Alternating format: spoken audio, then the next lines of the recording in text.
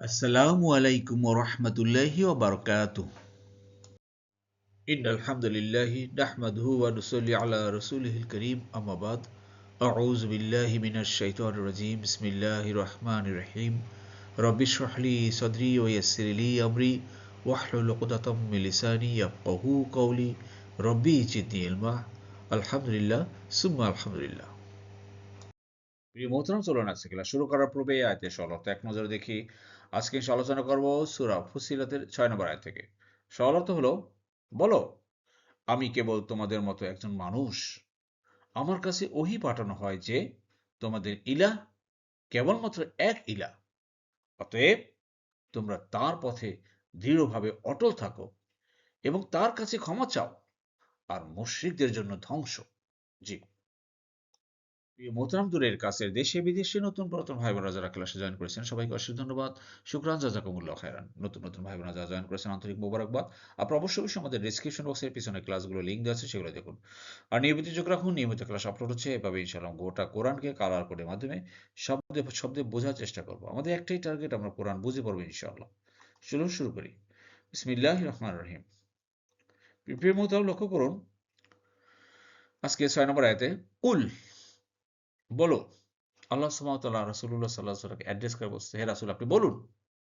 এই শব্দটা জানে যে কলা থেকে আসে। কলা সে বলেছে, ইয়াকুলু সে বলে। আর ইমপেরেটিভ আদেশ হলো গিয়ে কুল, বলো।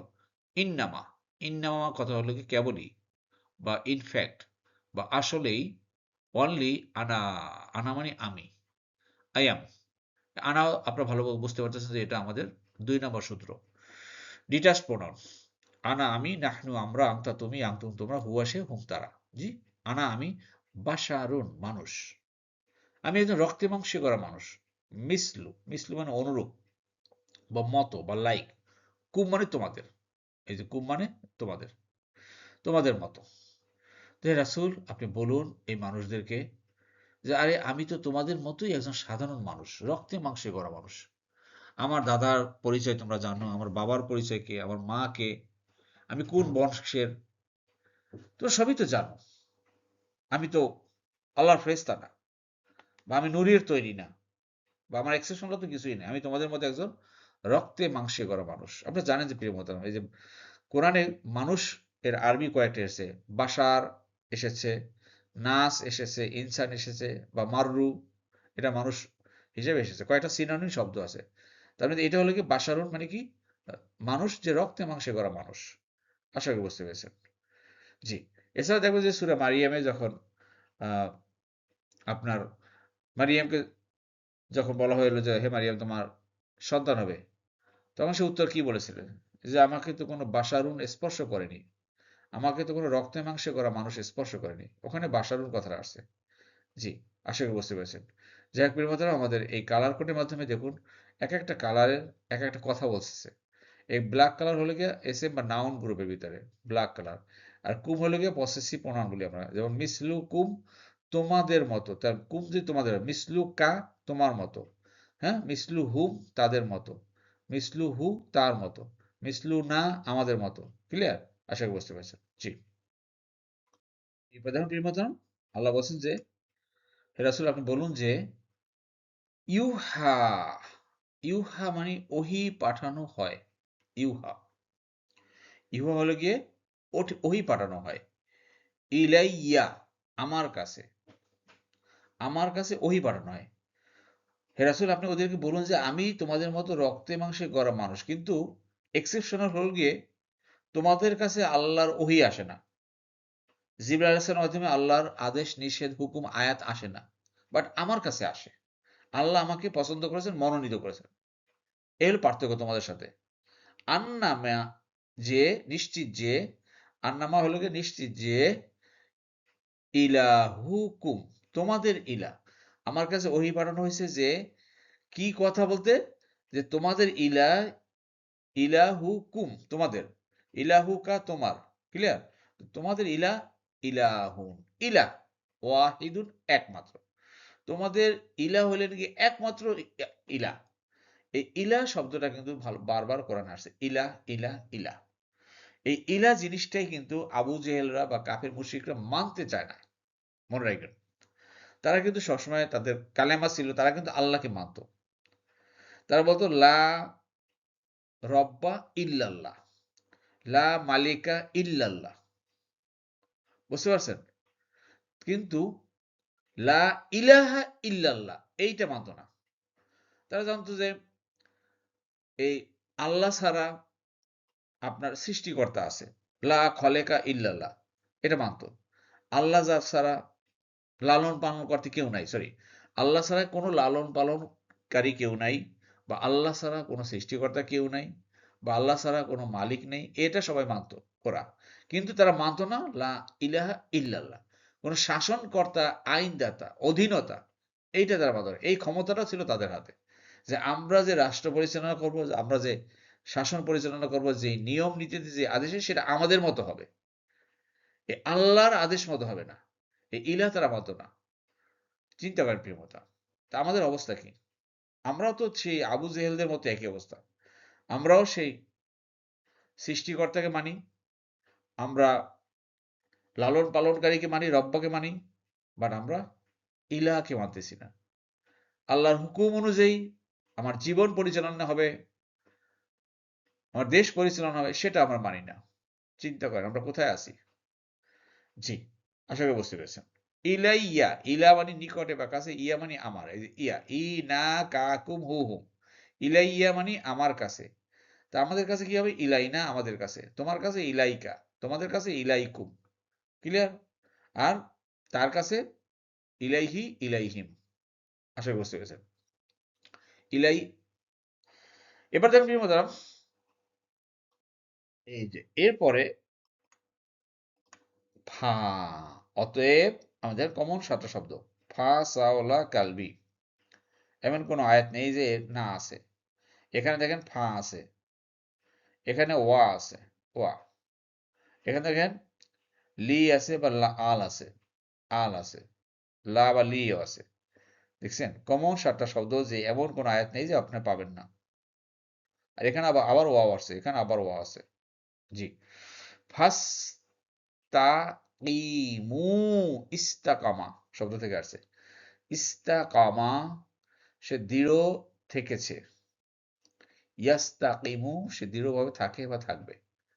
আর ইস্তাকিম, ইস্তাকিমু ইম্পারেটিভ ভার্ব। আশা করি বুঝতে পেরেছেন। যারা বিগত দিন আমার ক্লাসগুলো করতেছেন তারা ভালোভাবে আশা করি বুঝতে পারছেন। আর যারা জুম ক্লাস করেন তারা তো মনে করে ভালো করে বুঝতে আছে মনে হয়, যে এটা হলো ক্রিয়ার 10 নম্বর ফর্ম থেকে ইম্পারেটিভ ভার্ব আসছে। তো অতএব তোমরা দৃঢ় থাকো, অটল থাকো, অবিচল থাকো ইলাইহি তার কাছে। আল্লাহর পথে দৃঢ়, অটল, অবিচল থাকতে হবে ভাই। কোনোভাবে এদিক ওদিক করা যাবে না, সোজা কথা। এবং ওয়াস্তাগফিরু হু, তার কাছে ক্ষমা চাও। ইস্তাগফারা সে ক্ষমা চেয়েছে, ইয়াস্তাগফিরু সে ক্ষমা চায় বা চাবে, আর ইস্তাগফির ক্ষমা চাও, ইস্তাগফিরু তোমরা ক্ষমা চাও, হু মানে তার কাছে, আল্লাহর কাছে তোমরা ক্ষমা চাও। তা এর থেকে আমরা শিখলাম ভাই, খবরদার খবরদার, আমাদেরকে এই দিনের পথে অটল অবিচল থাকতে হবে। আল্লাহর হুকুমের সামনে আমরা মাথা নত করে সবকিছু আমরা মেনে নেব। আমরা কোনো প্রশ্ন করব না যে এটা কেন হলো।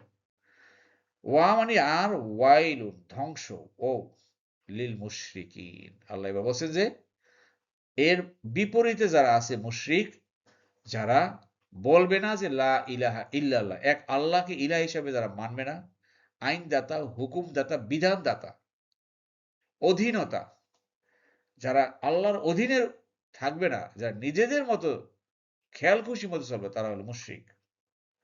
আর এই মুশরিকদের জন্য ধ্বংস, যারা শিরক করে, অর্থাৎ আল্লাহর সাথে শিরক করে, আল্লাহর সমকক্ষ বানায়, সেকেন্ড গড বানায়, এদের জন্য ধ্বংস, অভিসম্পাত। আসুন প্রিয় মোহতারাম, আল্লাহর কথাগুলো বোঝার চেষ্টা করি এবং সে যে আমরা জীবনে যাতে বাস্তবায়ন করতে সেই তৌফিক আল্লাহ দান করুন, আমিন আমিন। এরপর যেমন প্রিয় মোহতারাম আল্লাহ বলছেন এই আয়াতে যে আর জাকাত দেয় না, আর তারাই আখিরাতের অস্বীকারী। এক নম্বর হলো তারা হলো মুশরিক, তারা শিরক করে, এবং 2 নম্বর জাকাত দেয় না। এই চরিত্র যাদের ভিতর আছে তারা আখিরাতের অস্বীকারী। মুখে যতই বলুক না আমি আখিরাত মানি, কিন্তু বাস্তবে তারা আখিরাত অস্বীকারী। জি, শব্দে শব্দে দেখুন।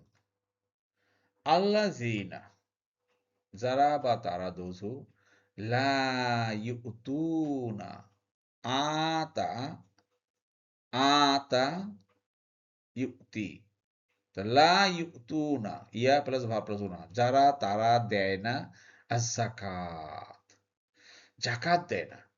তাহলে আমরা ওই আয়াতে পেলাম যে যারা মুশরিক, যারা শিরক করে আল্লাহর সাথে, তো এই চরিত্র লোক। আর ২ নম্বর, তারা যাকাত দেয় না। ওয়াহুম, আর তারাই বিল আখিরাতে, আখিরাতে হুম কাফিরুন, অস্বীকারী।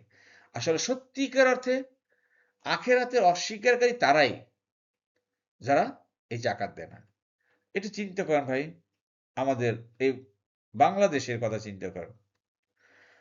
বছর শেষে আয় ব্যয়ের হিসাব করে আমাদের দেশে কতজন মানুষ যাকাত দেয়, একেবারে হিসাব করে চিন্তা করেন। অথচ দেখা যাচ্ছে সে ৫ ওয়াক্ত নামাজ পড়ে, খুব সুন্নতি লেবাস আছে, সবকিছুতে আছে, সমাজের একদম ভালো গণ্যমান্য ব্যক্তি, সবাই তাকে পরেজগার হিসাবে জানি, কিন্তু যাকাত দেয় না ঠিক মতো, হিসাব করে। কঠিন কথা কিন্তু। আর সেই কিন্তু আখিরাতের অস্বীকারী, অর্থাৎ কাফিরুন। ভালো করে বুঝে দেখেন, নামটা কিন্তু কাফের খাতে অটোমেটিকলি উঠে যাবে। যাদের জাকাত ফরজ হয়েছে, যারা ঠিক মতো জাকাত না দিবে, নামটা কিন্তু কাফের খাতে উঠে যাবে। কোনো মার্সি নাই, এটা আমাদেরকে বুঝতে হবে। জি, এরপরে যখন প্রিয় বন্ধু আল্লাহ বলছেন, নিশ্চয়ই যারা ঈমান আনে এবং সৎ কাজ করে, তাদের জন্য রয়েছে নিরবিচ্ছিন্ন প্রতিদান। সুবহানাল্লাহ। এই আয়াতটা অত্যন্ত গুরুত্বপূর্ণ প্রিয় মোহতারাম। দয়া করে একটু কান লাগিয়ে শুনুন যে এই স্লাইডে আল্লাহ কি বলেছেন। ইন্না, প্রথম শুরু করেছেন ইন্না দিয়ে, মানে নিশ্চয়ই, ইনডিড। আল্লাযীনা মানে যারা বা তারা, দোযু আমানু, ঈমান এনেছে, অর্থাৎ সত্যিকার অর্থে যারা ঈমান এনেছে, ওয়া আমিলু, আমল করেছে, কাজ করেছে। কি কাজ করেছে? সলিহাত, সৎ কাজ। সলিহা, সৎ কাজ। লাস্টে তা কিন্তু আছে, এই তাটা প্লুরালে চিহ্ন। সৎ কাজ একটা না, অনেক ধরনের সৎ কাজ আছে, এগুলো করেছে। তা ২ নম্বর হলো গিয়ে, তার ১ নম্বর শর্ত হলো ঈমান আনা এবং সৎ কাজ করা। ভালো করে বুঝতেন। লাহুম, লা মানে জন্য, হুম মানে তাদের, তাদের জন্য। লাহুম তাদের জন্য, লাহু তার জন্য, লাকুম তোমাদের জন্য, লাকা তোমার জন্য, লানা আমাদের জন্য, লি আমার জন্য। ক্লিয়ার? আজরু প্রতিদান, গয়রু মামনুন। এই গয়রু মামনুন হলো গিয়ে নেভার এন্ডিং বা নিরবচ্ছিন্ন, অথবা আমরা বলি আনইন্টারাপ্টেড। কোন কোন এলাকা বলি না ভাই, নিরবিচ্ছিন্ন বিদ্যুৎ সরবরাহ করা হবে। যেমন কিছু কিছু এলাকা আছে, ঢাকা এয়ারপোর্ট, এয়ারপোর্টে দেখবেন যে নিরবিচ্ছিন্ন আনইন্টারাপ্টেড ইলেকট্রিসিটি সাপ্লাই দেওয়া হয়। ওখানে ঢাকা এয়ারপোর্টে আপনার কখনো কারেন্ট যায় না। এরকম বড় বড় কিছু জায়গা আছে, মনে করেন যে বড় রাষ্ট্রীয় ভবন আছে, এরকম। তো এখানে আল্লাহ বলছেন যে ঈমান আনা এবং সৎ কাজ করা, তাদের প্রতিদানটা হবে পুরস্কার নিরবিচ্ছিন্ন, এখানে কোনো ইন্টারভেল থাকবে না, আনইন্টারাপ্টেড। এ ব্যাপারে প্রিয় মোহতারাম, একটা হাদিস আছে বুখারী শরীফের ২৯৯৬ নম্বর হাদিস। অর্থাৎ আল্লাহ তাআলা ফেরেশতাগণকে আদেশ করেছেন, রাসূলুল্লাহ সাল্লাল্লাহু আলাইহি ওয়াসাল্লাম বলছেন যে আল্লাহ তাআলা ফেরেশতাগণকে আদেশ করেছেন যে আমার বান্দা সুস্থ অবস্থায় অথবা অবসর সময়ে যেই আমল নিয়মিত করত, ভালো করে বুঝে দেখেন। আপনি এখন স্বাভাবিক আছেন, সুস্থ আছেন, অবসর আছেন, আপনারা যে কোনো আমল নিয়মিত করছেন, কন্টিনিউয়াস, তার ওজোর অবস্থায়, অর্থাৎ সে কোনো অসুস্থ হয়ে গেছে বা কোনো সফরে আছে বা অন্য কোনো ব্যস্ততায়, সেই আমলটা তার যদি ছুটেও যায়, আল্লাহ বলছেন তা করা সত্ত্বেও তার আমল নামায় তা লিখে দাও। সুবহানাল্লাহ। আপনি নিয়মিত মনে করেন যে তাহাজ্জুদ পড়তেন বাসায় থাকতে। হঠাৎ আপনি কোথাও সফরে গেছেন। এখন রাতে আপনার সেই তাহাজ্জুদ হলো না। আল্লাহ বলছেন যে তার আমলনামায় ওই তাহাজ্জুদের সওয়াব লিখে দাও। সুবহানাল্লাহ। চিন্তা করেন। আল্লাহ সুবহানাহু ওয়া তাআলা কত মহান। এইজন্য এই কথাটা নিরবিচ্ছিন্ন কথাটা এসছে। তা আসুন প্রিয় মোহতারাম, আল্লাহ সুবহানাহু ওয়া তাআলা যে কত দয়াবান, কত রহম তার বান্দার প্রতি করেন, আমরা একটু সত্যিকার ঈমান আনি এবং আমলে সলে করি। দেখবেন আল্লাহ আমাদেরকে এইভাবে নিরবিচ্ছিন্ন প্রতিদান দিবেন। আল্লাহ আমাদের সবাইকে তৌফিক দান করুন। আমিন, আমিন। আলহামদুলিল্লাহ, আলহামদুলিল্লাহ প্রিয় মোহতারাম। বিস্ময়কর কোরআন আপনারা জানেন অনেকেই যে বিস্ময়কর কোরআন নামে কালার কোডেড কোরআন অলরেডি বাজারে এসেছে, পাবলিশ হয়েছে। আপনারা যারা এখনো নেননি এটা নিতে পারেন। খুব ফলপ্রসূ হবে কোরআন বোঝার ক্ষেত্রে। আর আমাদের ধারাবাহিক বুক সিরিজ বের হচ্ছে এলিমেন্টারি আরবিক গ্রামার। এর বুক 1 অলরেডি বেরিয়েছে। আগামী মাসে ইনশাল্লাহ বুক 2 বের হবে এবং এরপরে বুক 3 হবে। ধারাবাহিকভাবে খুব সহজভাবে গ্রামার বই বের হচ্ছে। প্রিয় মোহতারাম, আপনারা এগুলো সংগ্রহ করুন। আর এর জন্য আপনারা এই নাম্বারে কল করুন। জি। পেয়েছি, একটু লক্ষ্য করুন। এখানে দেখেন কুল অর্থাৎ বলো। এই কুল শব্দটা আসছে ক্রিয়ার 1 নম্বর ফর্ম 8 নম্বর দল থেকে। কলা সে বলেছে, ইয়াকুলু সে বলে। আর কুল মানে বলো, ইম্পারেটিভ ভার্ব, আদেশমূলক। আবার বলছি কলা সে বলেছে, ইয়াকুলু সে বলে। আর কুল মানে বলো, ইম্পারেটিভ ভার্ব।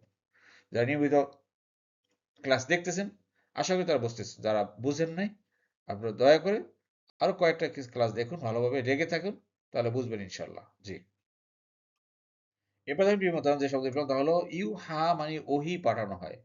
আল্লাহর পক্ষ থেকে ওহী করা হয়, যে আদেশ নিষেধ সম্বলিত আয়াতগুলো পাঠানো হয়।